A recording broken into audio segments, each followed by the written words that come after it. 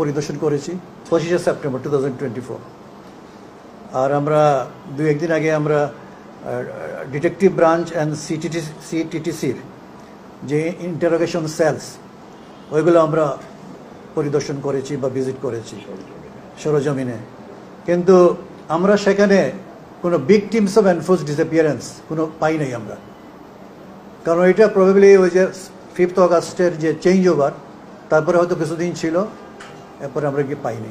তো আমরা আমাদের কাজ করে যাচ্ছি এবং মানুষের অনেক রেসপন্স পেয়েছি। আমাদের ফর সাবমিশন অফ কমপ্লেন্টস আমাদের আর্লিয়ার ডেডলাইন বা টাইমলাইন ছিল আপনার 30 সেপ্টেম্বর 2024। সাবসিকুয়েন্টলি আমরা আরেকটা বিজ্ঞপ্তি দিয়ে টাইমলাইনটা আমরা এক্সটেন্ড করে আপ টু 10 অক্টোবর 2024 করা হয়েছে, করে দিয়েছি আমরা এটা।